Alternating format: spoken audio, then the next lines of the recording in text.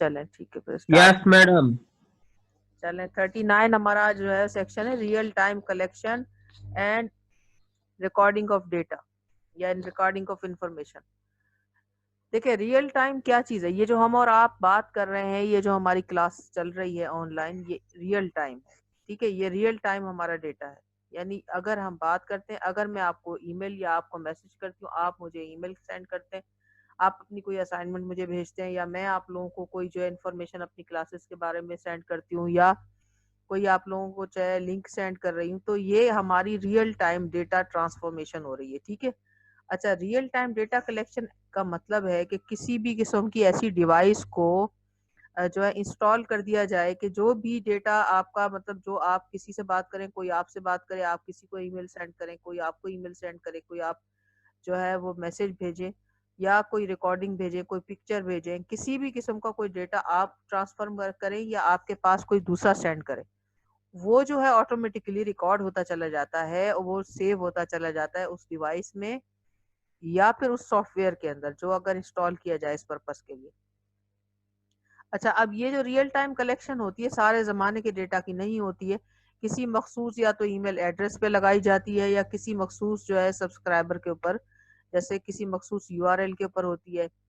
जब आप अपने पास इंटरनेट का कोई कनेक्शन जो है कनेक्शन लेते हैं किसी भी सर्विस प्रोवाइडर से, तो आपको वो एक आईपी एड्रेस प्रोवाइड किया जाता है। उस आईपी एड्रेस के जरिए आप जो है यूआरएल एक जो होता है यूनिवर्सल, जो हमारे पास जो डेटा है उसके साथ आप कनेक्ट हो जाते हैं।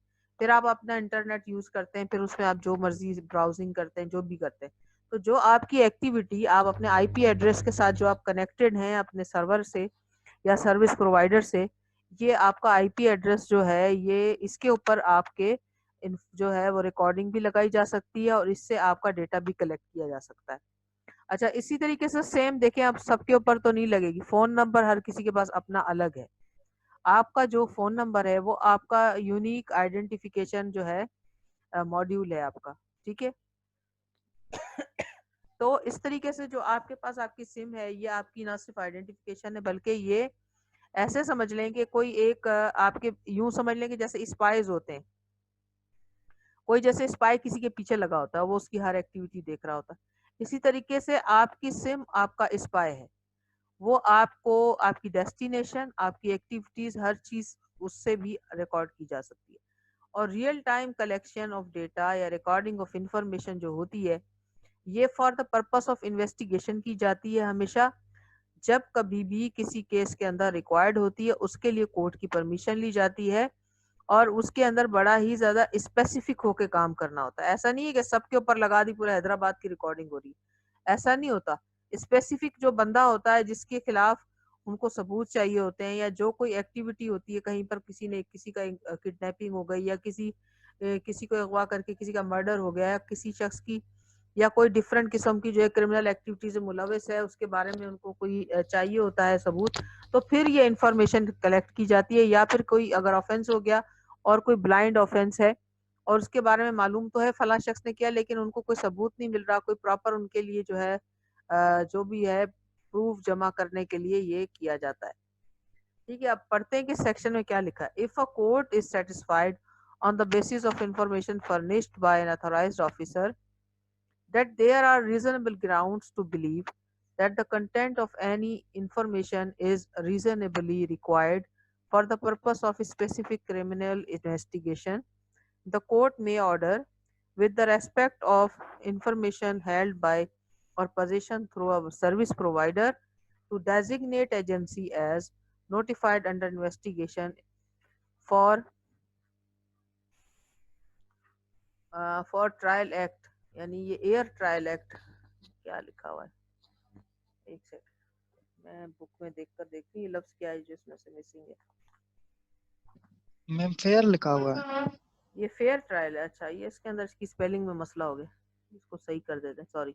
अच्छा, fair trial act 2011 of 2013, one of 2013, or any other law for the time being in force having capability to collect real time information, to collect or record such information in real time in coordination with the investigation agency for the provision of this prescribed manner, provided that such real-time collection or recording shall not be ordered for a period beyond what is the absolutely necessary and in any event for not more than 7 days. सबसे पहले जो recording of real time collection of data होती है सबसे पहले होती 7 दिनों के लिए। अब 7 दिनों के अंदर जो कुछ भी उनको इन्फॉर्मेशन मिलती है वो दोबारा कोर्ट में लेके आते हैं, इन्वेस्टिगेशन लेके आती है, इन्वेस्टिगेशन एजेंसी जो भी है, जो ऑथराइज ऑफिसर है, आईओ जो होगा वो लेके आएगा। और ये हर किसी के ऊपर नहीं, जबकि जो भी सर्विस प्रोवाइडर उस नंबर से कनेक्टेड होगा या उस मखसूस केस के साथ कनेक्टेड होगा, उसके साथ उसकी सर्विसेज यूज हो रही होंगी, सिर्फ उसी सर्विस प्रोवाइडर के नाम के ऊपर होगी, या फिर बहुत ही ज़रा स्पेसिफिक किस्म का ऑर्डर होता है। ऐसा नहीं है कि बिल्कुल वेग किस्म का ऑर्डर नहीं होता। इसमें कोर्ट जो ऑर्डर करती है बहुत स्पेसिफिक होकर करती है, किसी मखसूस केस के बारे में वो ऑर्डर करती है और उसकी डिटेल्स वगैरह सबसे पहले बताता है जाकर के आईओ, तब जाके उसको ये ऑर्डर मिलता है। ठीक है, उसके बाद जो है वो 7 दिनों के लिए परमिशन मिलेगी। अब ये 7 दिनों वाली जो परमिशन है ये एक्सटेंड की जा सकेगी, एक्सटेंडेबल होगी टाइम टू टाइम। लेकिन उसके लिए भी यह है कि एक्सटेंडेबल इस सूरत हाल में होगी कि अगर वहां पर कोई ऐसी ऐसी इंफॉर्मेशन उसको मिलती है जिससे ये पता चलता है कि आगे कोई बड़ा काम होने जा रहा है या आगे चल करके जो है हमें अपने केस के बारे में कोई बहुत ही इंपॉर्टेंट इंफॉर्मेशन मिलने वाली है, तो इस तरह से फिर वो जो है कोर्ट ऑर्डर पास करती है। तो ये सारी जो चीजें हैं वो डिस्क्लोज करनी पड़ती हैं, जाके कोर्ट के आगे बतानी होती हैं इन्वेस्टिगेशन ऑफिसर को, अदरवाइज उसको कोई परमिशन जो है वो नहीं मिलेगी इस पर्पस के लिए। ठीक है, अच्छा, further says that not standing anything contained in any law to contrary the information so collected under subsection 1 shall be admissible in evidence। अब देखिए, ऑथेंटिसिटी ऑफ डेटा का तो कोई क्वेश्चन ही नहीं है ना, क्योंकि रिकॉर्डिंग जो हो रही होगी वो डायरेक्ट हो रही होगी, सर्विस प्रोवाइडर के थ्रू हो रही होगी और वहां पर इक्विपमेंट्स इंस्टॉल किए हुए होते हैं उनके अपने, और उसके अंदर जो है किसी किस्म की कोई जो है इसके अंदर मैनिपुलेशन की गुंजाइश नहीं है। और ऐसी रिकॉर्डिंग जितनी भी होगी, चाहे वो जो है किसी यूआरएल के जरिए की गई है, जो भी ब्राउजिंग एक्टिविटीज की है या जो भी है, वो एज अ एविडेंस कोर्ट के सामने जो है एडमिसिबल होगी। ठीक है, कोर्ट उसको ये कह के डिनाई नहीं कर सकती कि ये जनाब ये तो पुलिस वालों ने की है लिहाजा ये एडमिसिबल नहीं है। नहीं, ऐसा नहीं होगा, बल्कि जो भी रिकॉर्डिंग होगी डेटा की है, जो भी किसी किस्म के एक्टिविटीज की रिकॉर्ड आएगा, वो बिल्कुल जो है उसको कंपनी जो भी है, जो सर्विस प्रोवाइडर कंपनी होगी, वो उसको ऑथेंटिक करके और उसको बाकायदा एक प्रेस्क्राइब मैनर के जरिए देगी। ऐसे नहीं देगी कि रफली उठा के उसके हाथ में रख देगी, ऐसे नहीं है। वो रिकॉर्डिंग जो वो देंगे उनके पास खुद के पास भी एक कॉपी मौजूद होगी, उस सर्विस प्रोवाइडर के पास भी एक होगी, और फिर जो है वो कोर्ट में एडमिसिबल होगी एज एन एविडेंस किसी भी केस को प्रूव करने के लिए। Number 3, the period of real-time collection or recording may be extended beyond 7 days if on an application court authorize the extension for a further specified period. The court may also require the designated agency to keep confidential the fact of execution of power provided for in this section and any information relating to it। यानी जब भी कभी real time collection के लिए installation की जाएगी operators की, या जब भी कभी जो है रियल टाइम कलेक्शन की जाएगी किसी के बारे में भी, तो वो जो इंफॉर्मेशन है वो उनको कॉन्फिडेंशियल रखनी है। ऐसा नहीं है कि वो जनाब सब्सक्राइबर को पता चल जाए और फिर जो रिक्वायर्ड डेटा है वो मिल ही ना सके, तो इसलिए उसको कॉन्फिडेंशियल रखना होगा। अच्छा, नंबर 5 में कहता है कि application under subsection 1 and 2 shall, in addition to substantive ground and reasonable, also explanation why it is believed that the data sought will be available with the person in control of an information system। अब ये सारी जब कभी भी application देगा कोई जो है सर्विस प्रोवाइडर के इन्वेस्टिगेशन ऑफिसर, तो उसने बताना है कोर्ट को कि जनाब क्यों जो है आपको यकीन है कि ये जो इंफॉर्मेशन है जो आप कलेक्ट करना चाहते हैं ये बहुत इंपॉर्टेंट है, वो कहेगा तो उसको बताना है कि ये क्यों यकीन है आपको कि ये सारी इंफॉर्मेशन जो है उस बंदे के पास मौजूद है। और उसके अलावा ये कि उसको अगर हम हासिल नहीं करेंगे तो केस प्रूव नहीं हो सकेगा। उसको ये सारी सब्सटेंटिव चीजें बतानी है, यानी ऐसी तमाम जो है इंफॉर्मेशन देनी है कोर्ट के सामने बिल्कुल प्रूव करने के लिए कि जिसके अंदर कोई सब्सटेंस हो। ऐसे वेग बात नहीं होनी चाहिए, बिल्कुल ठोस बात करनी है उसने। अच्छा, control of information system identify and explain with the specificity the type of information like to be found on such information system. ये भी बताना है कि वहां से किस किस्म की मालूमात हासिल हो सकती हैं और वो किस किस शेप में होगी, क्या कोई पिक्चर होगी, कोई ईमेल होगी, कोई ईमेल एड्रेस होगा, कोई वॉइस रिकॉर्डिंग होगी, कोई मैसेजेस होंगे, क्या होगा जो उसको वहां से आखिर ऐसा मिलेगा। और सी में कह रहा है, अच्छा ये हमारे पास बी था जो मैंने अभी आपको पढ़ के सुनाया ना, ये बी था, इसके अंदर थोड़ा सा इशू है। मैंने टाइपिंग की तो है लेकिन फिर भी कहीं ना कहीं गड़बड़ हो जाती है क्योंकि टाइम इतना नहीं मिल पाता ना। तो ये सारे सेक्शन में टाइप कर रही थी इतने दिनों से, मैंने कहा इनकी क्लास लेनी है, इसको कर लूं। ये वाला जो क्लास हमने पढ़ा था ना, ये अभी ये जो था ये बी था, आइडेंटिफाई वाला। इसको मैं कर देती हूँ हाथ के हाथ बी। अच्छा जी, और सी में ये कह रहा है कि identify and explain with the specificity the identified offence made out under this act and respect of which warrant is sought. यानी उसमें उसको क्राइम नंबर बताना है, एफआईआर नंबर बताना है जिसके बारे में उसको वो वारंट चाहिए। वो स्पेसिफिक जो है उसको पूरी की पूरी डिटेल्स उस केस के बारे में बतानी है, किस केस के अंदर उसको वारंट चाहिए फॉर रिकॉर्डिंग ऑफ डेटा। वो ऐसे वेग नहीं होगा, जो भी वारंट दिया जाता है उसमें क्राइम नंबर, केस नंबर, पूरी डिटेल होती है, साल उसका और किस सेक्शन के तहत वो एफआईआर लॉन्च हुई है, उसके बारे में सारी इंफॉर्मेशन दी जाती है, कंप्लीट वो बताई जाएगी कोर्ट को, तभी कोर्ट जो है इनको वारंट इशू करके देगी। अच्छा, डी में कहता है if authorised authority to seek real time collection और recording on the more than one occasion is needed, explain why and how many further disclosures are needed to achieve the purpose for which the warrant is to be issued। अब अगर recording करनी है, मिसाल के तौर पर आप कहते हैं कि फला जगह जो बम ब्लास्ट हुआ था वो मिस्टर एक्स वाई जेड ने करवाया। अब आप ये बताएं कि आपको कितनी रिकॉर्डिंग्स चाहिए, आपको कितनी दफा आपको वारंट चाहिए, कितने दिनों के लिए, और कब तक आपको किस तरह का डेटा चाहिए। अब आप उसके अंदर मिसाल पर आपको पता चलता है मिस्टर फलां ने जो बम ब्लास्ट करवाया था वो अब दूसरा बम ब्लास्ट करने के लिए प्लान कर रहा है, वो मिस्टर फलां से मिलने वाला है, तो उसके बारे में पूरी डिटेल कोर्ट को बतानी होती है कि वो कब मिलेगा, क्या मुलाकात करेगा वगैरह, हमें वहाँ की डिटेल चाहिए। या अगर कोई ऑफेंस होने जा रहा है तो वो ऑफेंस किस तरह कमिट किया जाएगा, उसकी पूरी डिटेल जो उनको पता चलती है। तो इस तरीके से पूरा प्लान के साथ चला जाएगा। ऐसा नहीं है कि हवा के अंदर वो वारंट ले लेगा या हवा में उसको कोर्ट दे देगी, वारंट कुछ नहीं पूछेगी उससे। तो सारी डिटेल उसने बतानी है कि कब, किस तरह और कितने डिस्क्लोजर्स चाहिए, कितनी रिकॉर्डिंग्स चाहिए। अगर उसको डिफरेंट ओकेजन्स पे करनी है तो उसको ओकेजन्स बताने किस किस ओकेजन पे उसको रिकॉर्डिंग करनी है। ठीक है, ई में कहता है specify what measures shall be taken to prepare and ensure that the real time collection और recording is carried out whilst maintaining the privacy of other users, customers and third parties and without the disclosure of information of any person not part of the investigation। अब इसमें क्या क्या चीजें satisfy करनी है कि वो क्या क्या मेजर्स लेगा जिसके जरिए जो है बाकी जो सब्सक्राइबर हैं उसी कंपनी के या दूसरे लोग जो वहां मौजूद होंगे उनकी प्राइवेसी का ख्याल रखा जाएगा और उनका किसी किस्म की इंफॉर्मेशन लीक नहीं की जाएगी। थर्ड पार्टीज, यानी थर्ड पार्टीज वो हो गए जो दूसरे लोग वहां मौजूद होंगे ना, तो फिर जो है वो उस हिसाब से उसको सारी बात बतानी। एक सेकंड में ये जरा बात कर लूं।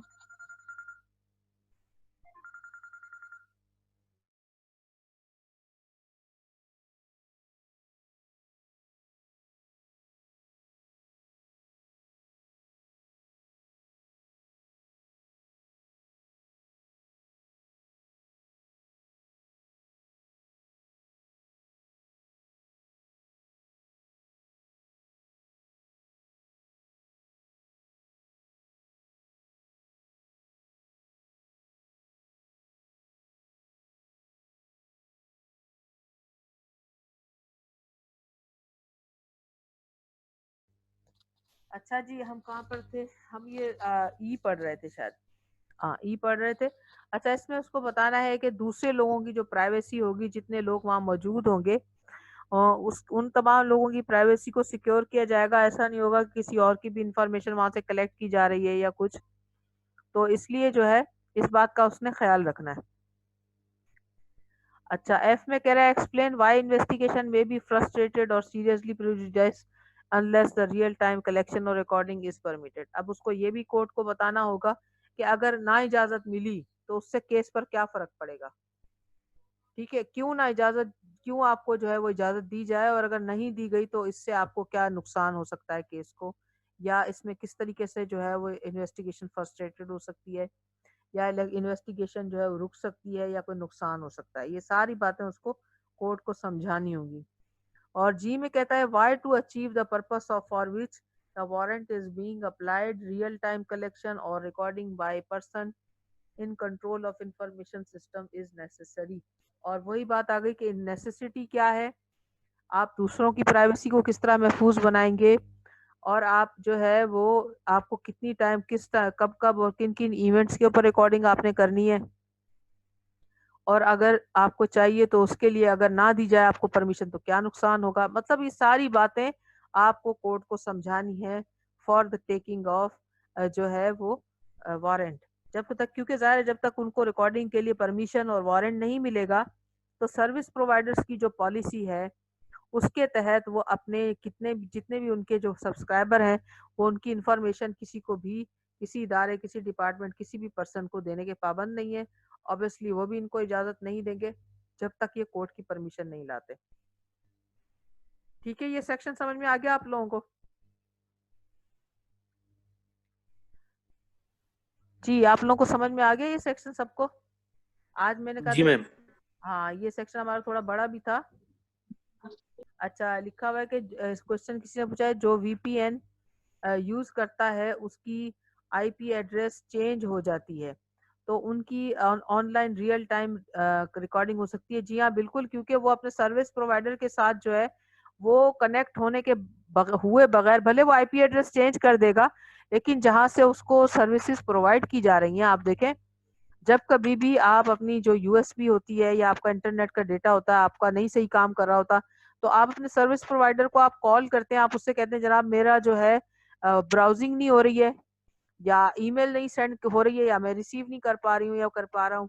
आप अपनी प्रॉब्लम बताते हैं, तो वो आपके जो है वो कहते हैं जनाब आप ये प्रेस करें, ये चीज देखें, फिर उसके बाद आपको डायरेक्शंस देते हैं, या फिर वो वहां से ही आपके सिस्टम को अपडेट कर देते हैं, और फिर आपका जो है काम करने लग जाता है सिस्टम की। तो इसका मतलब ये है कि उनके पास हमेशा आपका पब्लिक स्विच होता है, तो वो हमेशा आपको स्विच कर सकते हैं, वो हमेशा आपकी रियल टाइम रिकॉर्डिंग कर सकते हैं।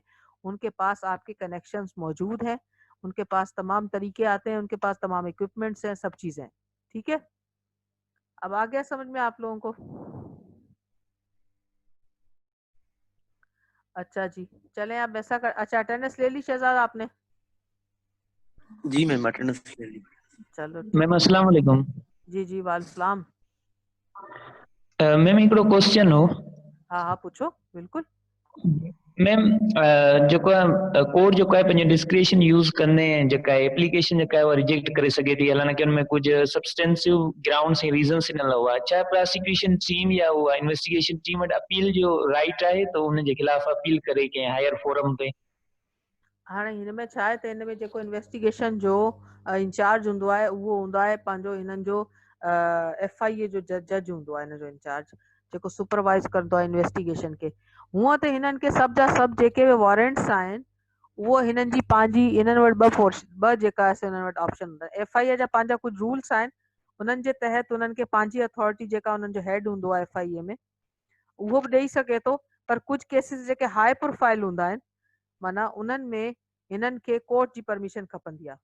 ठीकु आहे, अदरवाइज़ छा आहे त जेॾी महिल पाण इन्वेस्टिगेशन या ऑथोराइज ऑफिसर जी पाण पावर्स पढ़िया आहिनि, उनमें लिखियो पियो आहे त हू सभु शइ करे सघे थो पाण बि, पर कुझु केसिस हाई प्रोफाइल हूंदा आहिनि जंहिंखे इम्यूनिटीज़ हासिल हूंदियूं आहिनि। मिसाल आहे, तव्हांजो को MP MN आहे, को वज़ीर आज़म आहे, वज़ीर आला, त हुननि सभिनीनि खे इम्यूनिटी हासिल हूंदी आहे हिननि शयुनि खां। अहिड़े केसिस में उन्हनि खे कोर्ट जी लाज़मी परमिशन खपंदी आहे। बाक़ी अदरवाइज़ जेके हाई जेके माना सीरियस ऑफेंसिस आहिनि या छा उन्हनि में ही करे था सघनि, ही पाण बि पंहिंजे पाण जेको आहे स्टैंड वठी ऐं उन्हनि जो जेको रिकॉर्डिंग करे था सघनि रियल टाइम, छोकी ही जेको आहे विदाउट रियल टाइम जेको कलेक्शन आहे इन्वेस्टिगेशन कंप्लीट ई नथी थिए न इन्हनि जी कंहिं केस में बि, ही हुननि ताईं पहुची कोन था सघनि।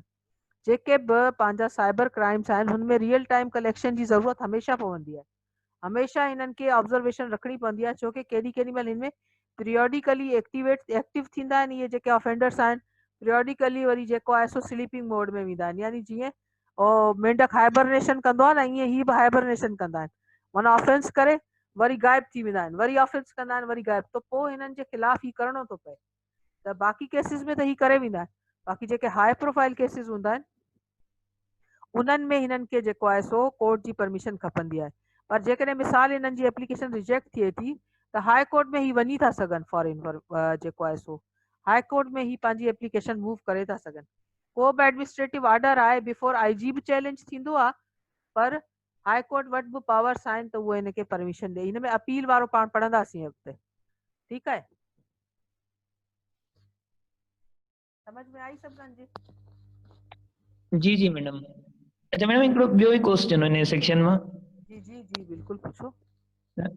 मैडम प्रोविज़ो जेको आहे सबसेक्शन 1 जो चवे थो त उहो जेको आहे रियल टाइम कलेक्शन ऐं रिकॉर्डिंग जो जेको आहे शैल नॉट बी कंहिं बि इवेंट में 7 ॾींहंनि खां वधीक टाइम थी नथो सघे, ऐं जेको थर्ड में वरी सबसेक्शन 3 आहे उहो चए थो मे बी एक्सटेंडेड, त हा इन्हनि में कानूनी हा टकराव न आहे इन प्रोविज़ो ऐं सबसेक्शन 3 में? न न, ही टकराव कोन्हे, इनिशियली थींदो चाहे त फॉर 7 डेज़, जीअं मिसाल आहे त रिमांड थींदो आहे, रिमांड जे लाइ बि ईंदा आहिनि न जेॾी महिल कोर्ट में, त कोर्ट 7 ॾींहंनि जो रिमांड कॾहिं कॾहिं हिकिड़े ॾींहं जो ॾींदी आहे, उन खां पोइ टोटल असां वटि जेको टाइम आहे 14 डेज़ जो आहे। पर कंहिं केस में अगरि 14 डेज़ ताईं इन्वेस्टिगेशन कंप्लीट नथी थिए पोइ जुडिशियल रिमांड हूंदो आहे। ड्यूरिंग जुडिशियल रिमांड बि पुलिस खे इन्वेस्टिगेशन जी इजाज़त हूंदी आहे, उहो त थी वई पंहिंजी CRPC में। हाणे अचूं था पाण हिन सेक्शन, हिन में हू चवे थो त जॾहिं बि तव्हांखे परमिशन ॾींदा पहिरीं इनिशियली जेका परमिशन हूंदी 7 ॾींहंनि खां वधीक न हूंदी, ईअं न आहे त पहिरीं धक में हुनखे 10 ॾींहंनि जी परमिशन मिली वञे, ईअं न थींदो। इहो 7 डेज़ बि हुननि हिकिड़ी लिमिट ॿुधाई आहे, पर मे बी त हिकिड़े ॾींहं जी 2 ॾींहंनि जी मिले, पोइ हू टाइम टू टाइम एक्सटेंड थी आहे, 7 डेज़ खां पोइ बि एक्सटेंड थी सघे थी, पर there should be a legal and substantive ground, त भई हाणे घणा डिस्क्लोजर्स खपनि था केस कंप्लीट थियण में, छा आहे छा न आहे, त उहो ॿुधाइणो थो पए त छा सिचुएशन आहे, why we need the more recording, उहो ॿुधाईंदो कोर्ट खे ऐं कोर्ट पोइ हुनखे परमिशन ॾींदी, उहो टाइम टू टाइम एक्सटेंड थींदो वेंदो एप्लीकेशन ते। हाणे जीअं पाण वटि जीअं हाणे मिसाल पाण स्टे वठंदा आहियूं, स्टे पाण खे सिर्फ़ु मथे अचण वारी तारीख़ ताईं मिलंदो आहे कोर्ट में, ठीकु आहे, पोइ टाइम टू टाइम पाण हुनखे साॻे ई स्टे खे पाण एक्सटेंड कराईंदा वेंदा पाण कोर्ट मां, ठीकु आहे। जी मैडम। अच्छा हाणे भले पाण एंड कयूं, कंहिं को क्वेश्चन पुछणो आहे?